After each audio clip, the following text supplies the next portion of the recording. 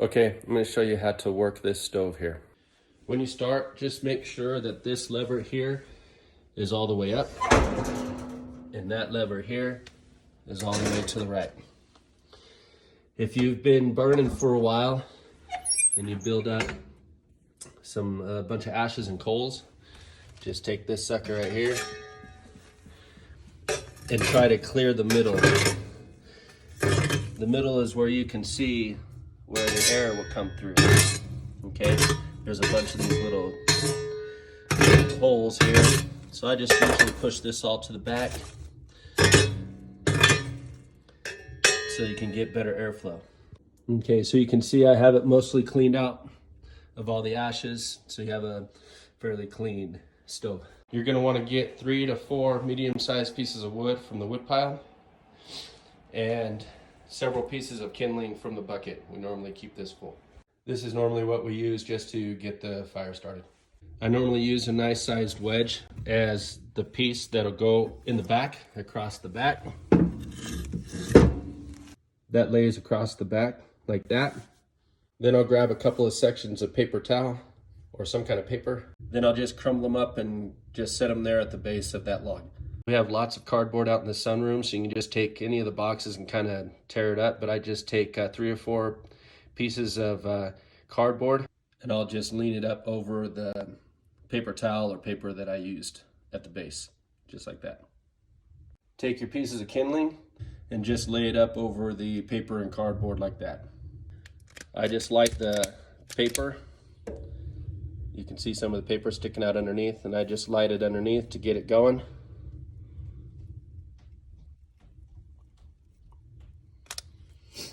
And let it start up for a little bit.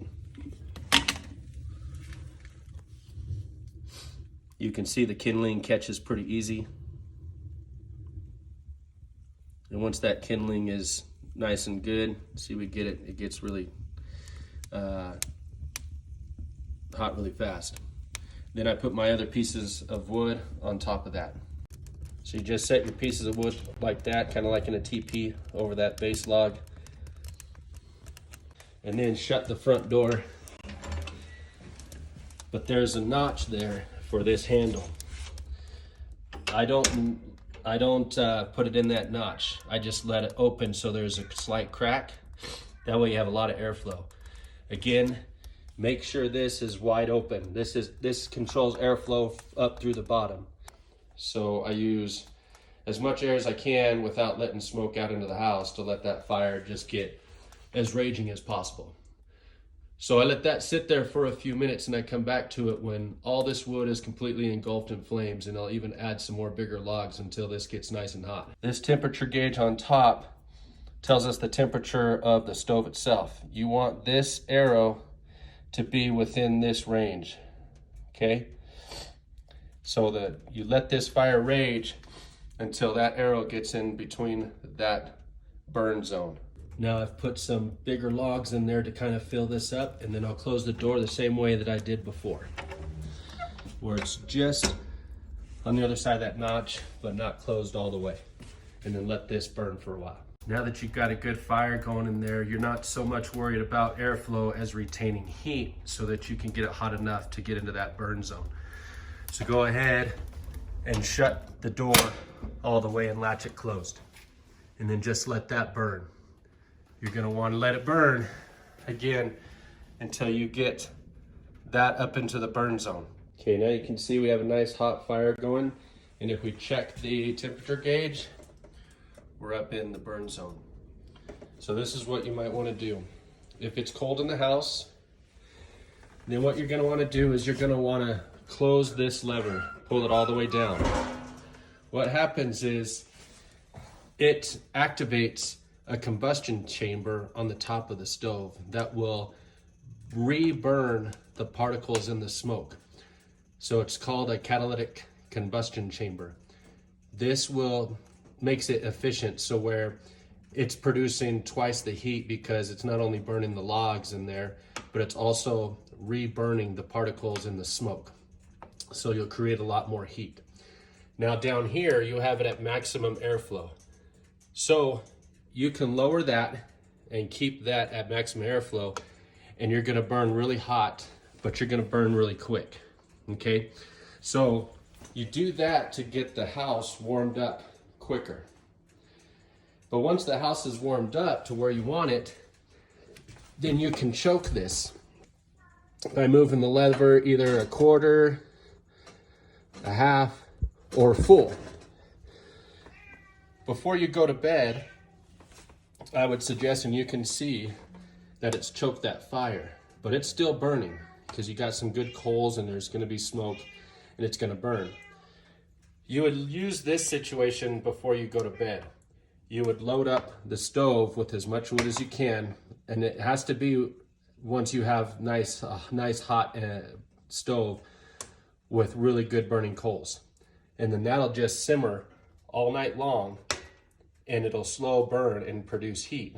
So that way when you wake up in the morning, you'll have a nice warm house.